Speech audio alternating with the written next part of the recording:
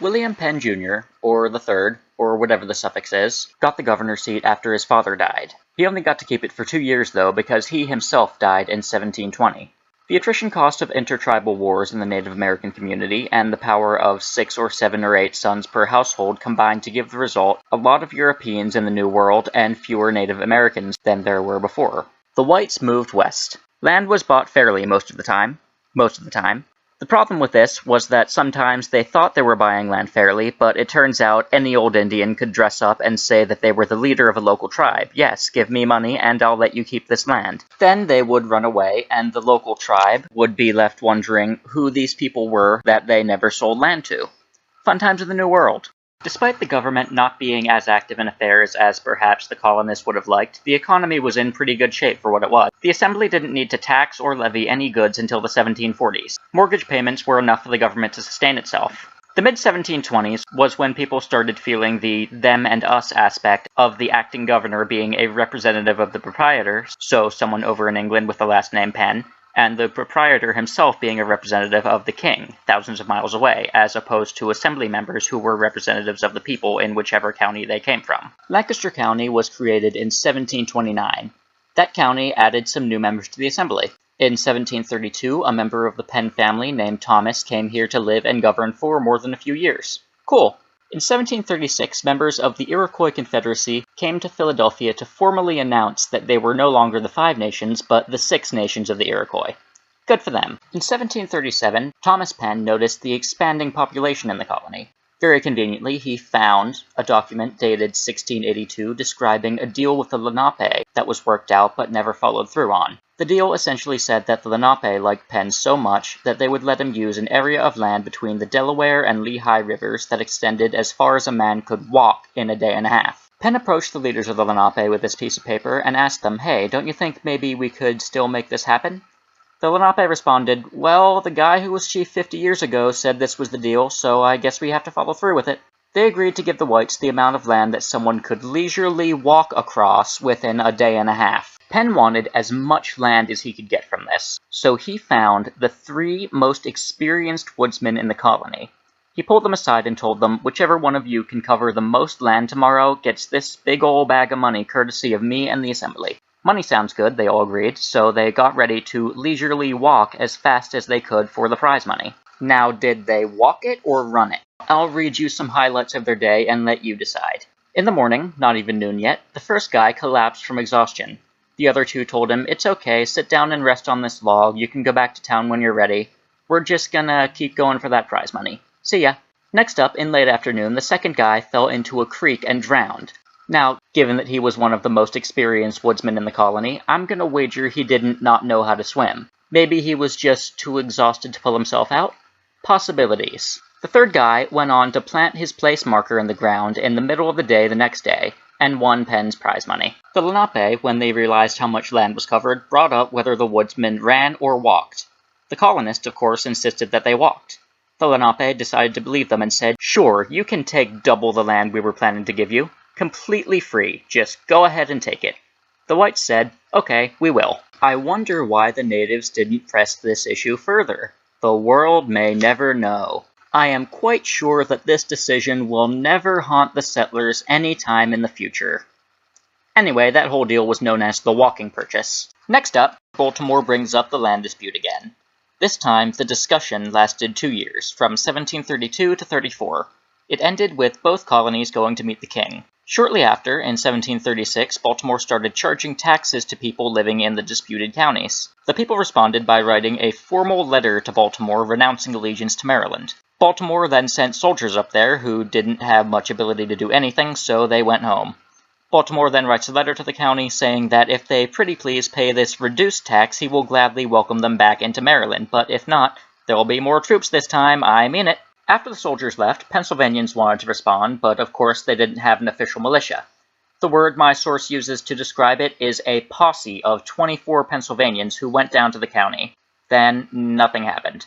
A group called the Lords of Trade, something which was meant to be a link between the colonies and the crown, ended up taking over the situation and setting up temporary boundaries while they worked this thing out. Speaking of not having a militia, people were starting to get really worried because they had figured out there would probably be a war with Spain soon. The acting governor asked the assembly for a militia. The assembly said no. The governor said, "Pretty please?" The assembly said, "No. Not even if we allow religious exemptions? Not even then." Darn. In 1740, that war with Spain came.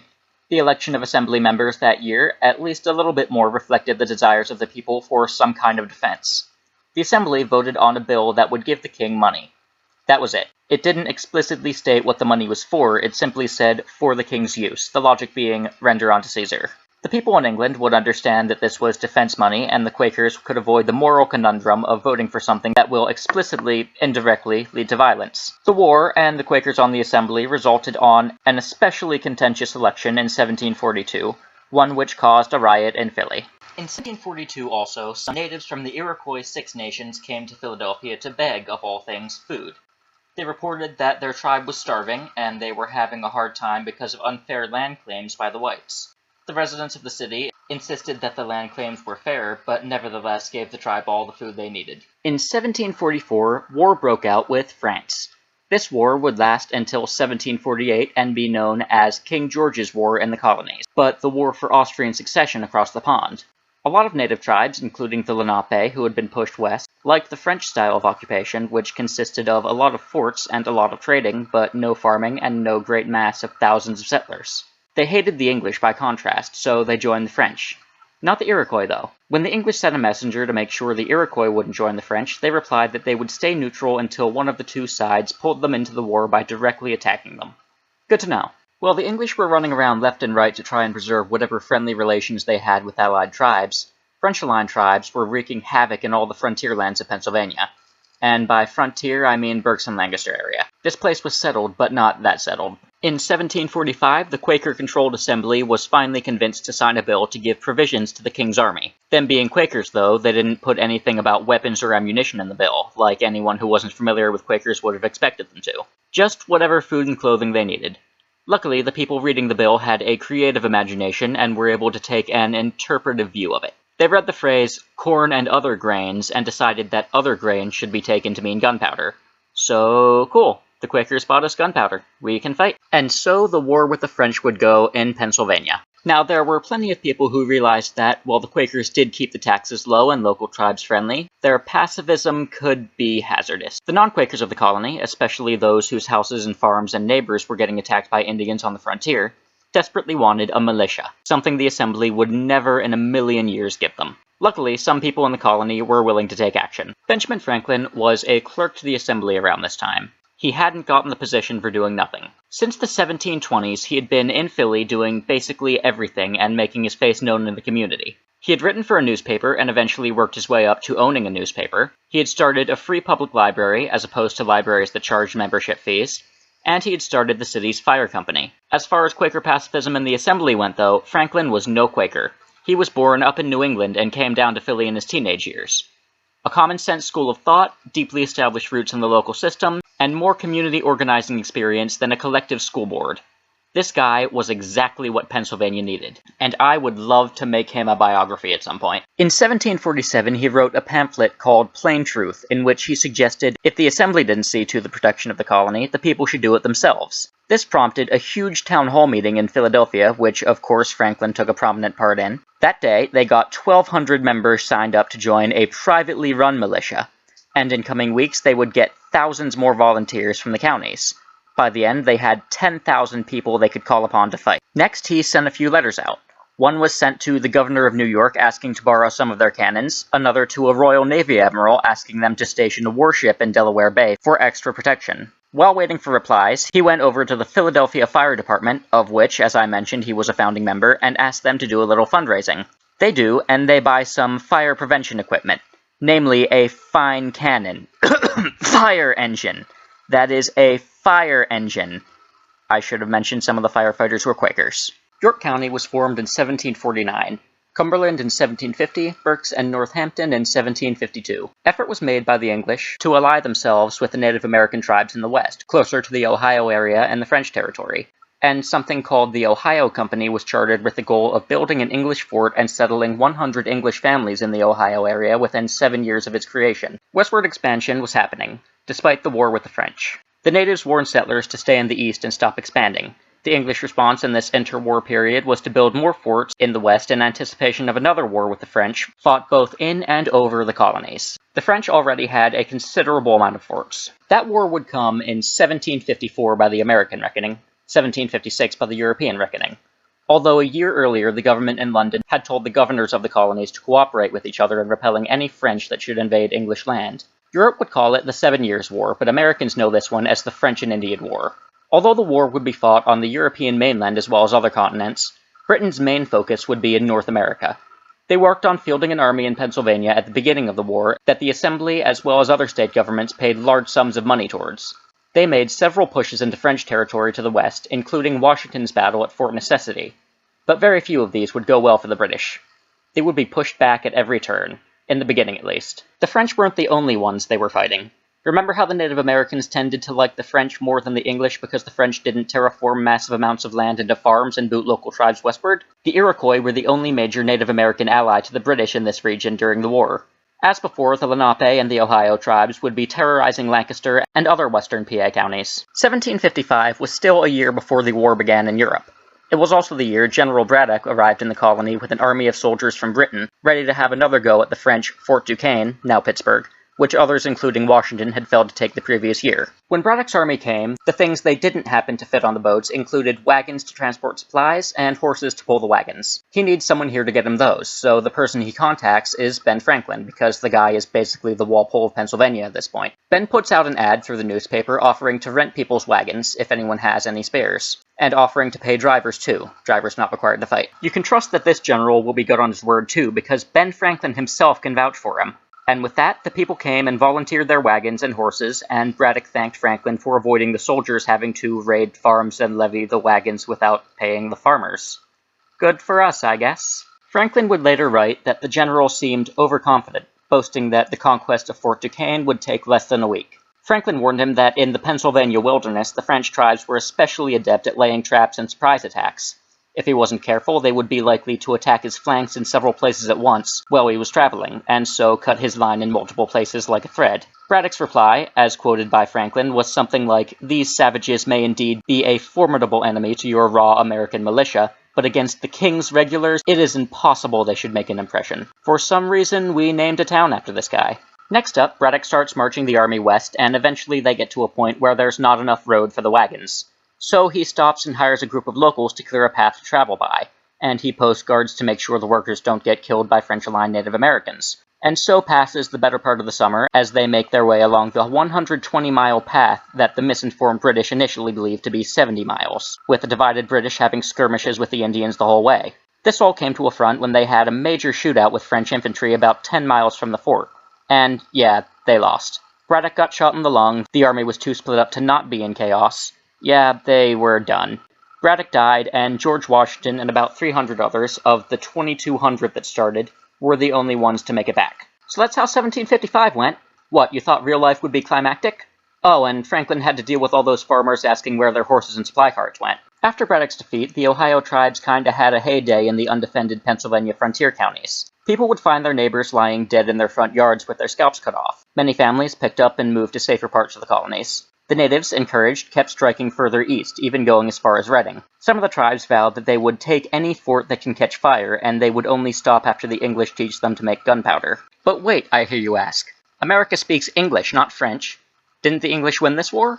Well, yes, I'm getting to that. First off, not everyone left the frontier, and the ones who stayed knew better than to expect the Assembly to help them out with a formal militia. They formed their own groups for defense, but they did petition the Assembly asking for powder and ammunition, because hey, it's worth a try. They were lucky enough to get a receptive reply, but unfortunately all the guns and ammo that were available had to go to the army. A group of people in Lancaster even formed a long-term traveling mob that was planning to march to Philly themselves and demand that the Assembly take action and help them out.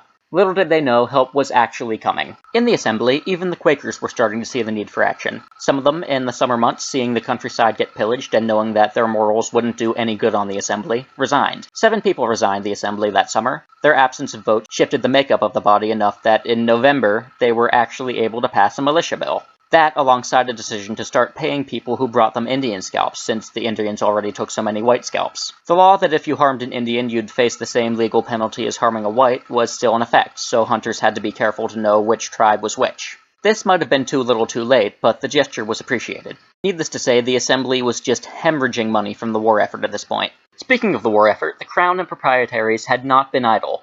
There's a new military commander in town, a guy named Dunbar. His job is to recruit a few thousand soldiers from the colonies for another trek out west against the French.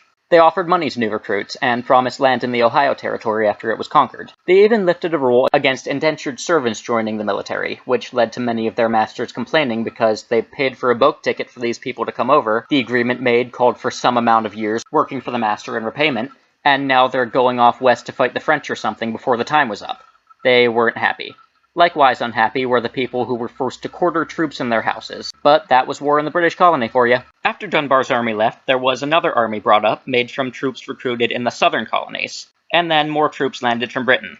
It would take a few years for them to make significant progress, but by 1758, Fort Duquesne would be burned, and by 1759, the French would be officially out of the region. The Native American attacks would continue throughout this time, and a group of 100 Highlanders was stationed in Reading to help defend against them. The Assembly had been spending quite a bit of money on the war, and so they needed to raise taxes to keep up with the spending. The people, of course, felt like they were giving something for nothing because with all the Assembly was doing, it still couldn't guarantee the safety of the people on the frontier. In 1758, Ben Franklin was already writing about how bad taxes were. Around this time, there was a meeting arranged between the Six Nations of the Iroquois and the Lenape Delaware tribe to exchange prisoners and get some Pennsylvanians released from Lenape captivity. A group of Quakers go to this meeting as well.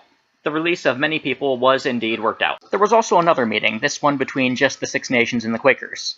The first order of business discussed was an Iroquois that was killed by a Pennsylvanian. They wanted justice. This was no problem because the penalty for murder in Pennsylvania was death, even if it was an Indian from a friendly tribe who was murdered. Next up, the Iroquois weren't blind to the English land grabbing, even though they were helping them against the French. They wanted a guarantee that the Iroquois would have a permanent reserved area of land that would never be encroached on by the English.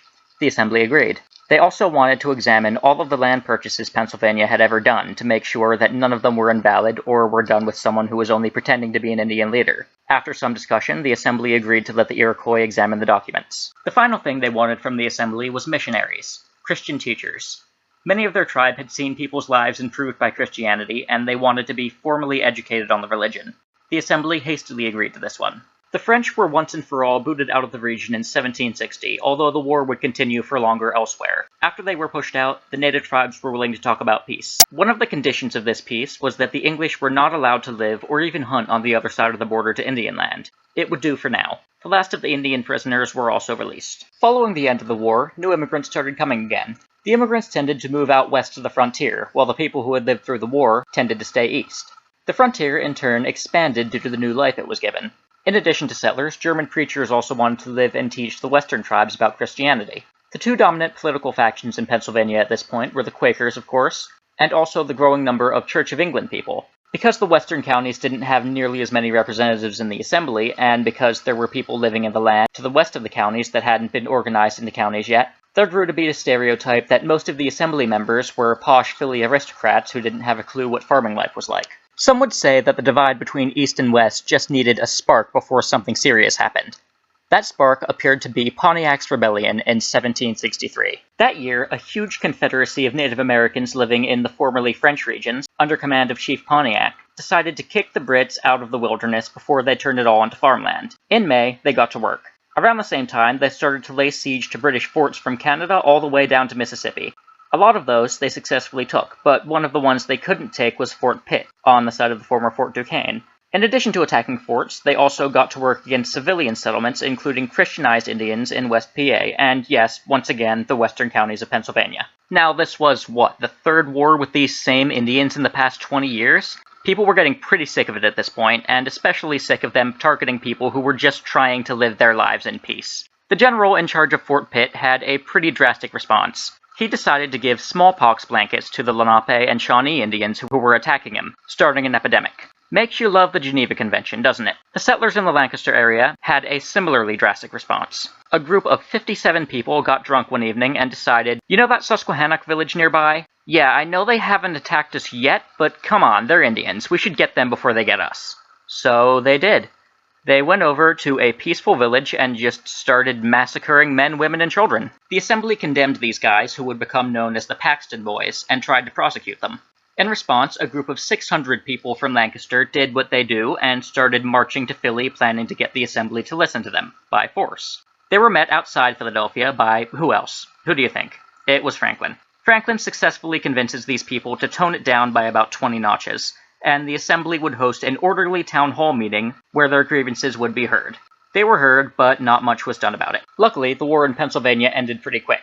The British got an army together by spring and marched it up to Ohio, forcing the Lenape and Shawnees to surrender, dealing the first major dent to Pontiac's Confederacy. The war would go on for 2 more years after this, but it would stay out of PA for the most part. It was around this time the British Parliament noticed the colonies' collective war-to-peacetime ratio was way off. And I mean, someone's gotta pay for all the soldiers they're sending over. So if you guys don't mind, we're just gonna Sugar Act and Stamp Act. It turns out they did mind it. Ben Franklin and others would waste no time in publicly denying the acts violated their rights as Englishmen to not have property taken without their consent. The Assembly took action and declared the acts unconstitutional in 1765, by reason of the colonies did not elect anyone to Parliament, therefore Parliament did not have a right to tax the colonies directly. People marched in the streets of Philly burning effigies of taxmen, and a group of Philadelphia merchants agreed to boycott any products from England that were affected by the tax, in some cases sending trade ships all the way back, still full of the cargo they were supposed to sell. In our next episode, we have settlers starting to encroach west into Ohio Indian land. The British in England, scared of another war, tell them to come back and send a group of troops up there to enforce the ruling. The settlers simply wait a couple months until the British forgot about the rule, and then go back west. In 1766, Ben Franklin, on a visit to England, tells Parliament that Americans will not tolerate the Stamp Act unless physically forced to by an army.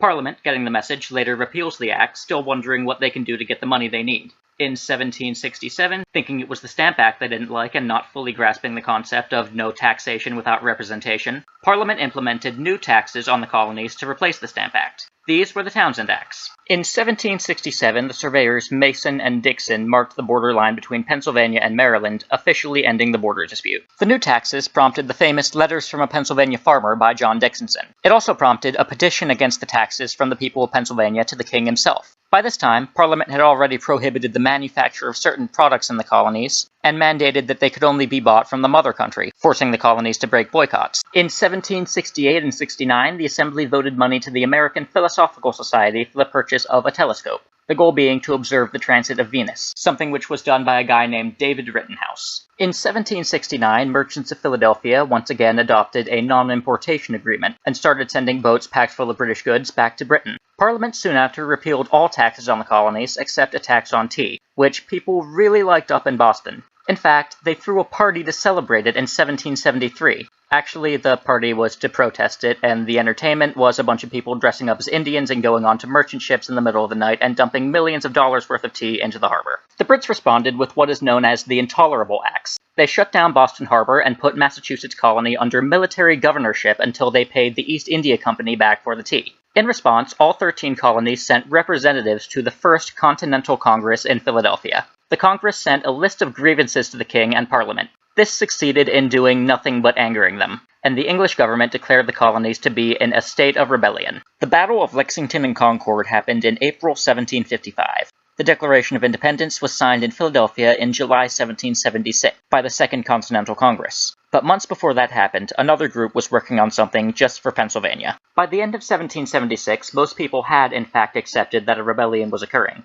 Most people thought it was foolish, however, to rebel without first establishing a plan for government after the rebellion, which was what they were currently doing. Each state was considered to be responsible for their own government. After all, why overthrow British rule if they were just going to put all the colonies under one government again? To understand Pennsylvania politics at this time, as well as at almost any time in history, it's important to look at the contrast between urban and rural. Philly and Pitt, even today, have a completely different world of political ideas than the rest of the state. And the split of the population on such a geographical basis has caused us to be a swing state in most elections since our beginning. On the frontier, people didn't pay as much attention to the people in Boston yelling about taxes as they did to their neighbors yelling about defense of the citizens. From the 1740s all the way to the previous decade, they had, from their point of view, needed to take defense into their own hands with little help from the Assembly and occasional help from the king. That was a high priority on their list of desirous outcomes that could result from the revolution, and the most likely way to get it was to overturn the Assembly and proprietorship. That wasn't their only goal, though, which is why they didn't hop on the bandwagon for a short-lived effort by Easterners to disinherit the Penn family and give direct control to the king a decade earlier. The thing they were scared of the king doing? Forcing England's religion on them. That was the whole reason them and their parents had left Europe. They didn't want someone else forcing a religion on them. They wanted freedom to practice whatever they wanted. If they were going to be on board for this rebellion, they would need some promise of overturning the Penns and the current system of Pennsylvania government, as well as the king's power in the New World. They wanted a constitution that they could shape to give them more control over their own lives. Not some airheads over in Philly that didn't even wait to start the assembly if one of the frontier representatives was late due to bad weather. In Philly, the Bostonians' cry of no taxation without representation had resonated a bit more. Their lack of worry about physical danger from the Pontiac tribes had limited their sense of gratitude towards the Redcoats. In addition, the taxes and boycotts had disturbed trade at the port enough that the economic effects could be felt all across the colony. These people had no love for the king. As far as Penn goes, they mistrusted that family because all their time spent in England, and the perceived influence that English politics had on their decisions. If there was to be a rebellion, Pennsylvania would need a government that didn't answer to the Penns. Finally, the Assembly and the way representatives were elected. Well, a large demographic of Philadelphians didn't like that either, for one simple reason. Can you guess it? Voting. Specifically, who was allowed to vote. Only white men, I hear someone say, but not even all white men. You see, 90 years ago when the colony was chartered by Penn, one of the requirements for a person to vote was that they had to own land. This rule was fine when the colony's population was only a 3 or 4 digit number, but now, our population was in the tens of thousands, and Philly was one of the biggest cities in the 13 colonies. Every person in that city who did not own their own land could not vote. People say that the miracle of the American Revolution is that the British lost. I think an even bigger miracle is that Lancaster and Philly actually agreed on something as central to their well-being as overthrowing the government, and then managed to successfully work together towards their goal. The working together came in the form of a constitutional convention that lasted throughout the summer of 1776. They were basically racing against the Second Continental Congress, which on July 4th would officially declare the 13 colonies independent from the king, to produce their respective influential documents. Ben Franklin at this time was on the Continental Congress, rather than the Constitutional Convention. There was a lot of work being done. The Assembly? Well, they tried to meet that year, but seeing as the convention was both making a new government and taking over some of the government functions the Assembly already, it didn't matter how many people called it illegitimate because its members had simply dubbed themselves in control. The Assembly didn't have a quorum. The people who sent representatives to the Assembly trusted the convention more, and didn't even bother sending people to the Assembly this year. The convention lost its race with Congress to come out with an influential document, but still ended up being one of the first few states with its own working government. A summary of the Constitution: there would be one House of Congress. Instead of a single executive position, usually given the title of President or Governor, there would be an entire executive committee elected. On their first meeting of every election cycle, they would choose amongst themselves someone to be president of that committee. Every 7 years as well, there would be a meeting of chosen representatives to decide whether the Constitution needed any amending. If it did, they would have the authority to write and vote on amendments. The voting issue was fixed. It was now any free man over the age of 21, no land requirement. The frontiersmen were happy because the distribution of power weighted more heavily on geography than it had before, as opposed to population. In addition, the landed Quaker elite in Philly had suffered a serious blow to their ability to dominate any kind of statewide government, because a mass of non-land-owning people now had a vote equal to theirs. Those who were represented in theory now had something to back it up. And the Quakers? Well, they got something out of the mix too. They got a special provision in the Declaration of Rights in this Constitution, saying that no one should be forced to join any kind of military or do any kind of fighting if their religion prohibited them from doing so. People pushed back against this Constitution as hard as people today are pushing back against Trump. But in the end, this was Pennsylvania's best and only option. And it wasn't a bad one. It would stick, at least through the war. The first election was held over the winter of 1776 and 77, and by February, everyone was ready to be inaugurated. The elected officials marched through the streets of Philly to the sounds of cannons that George Washington had stolen from the Hessians at Trenton, in front of a cheering crowd. The war would later be won, and the Constitution would, after 14 years, get replaced. But that's a story for another time.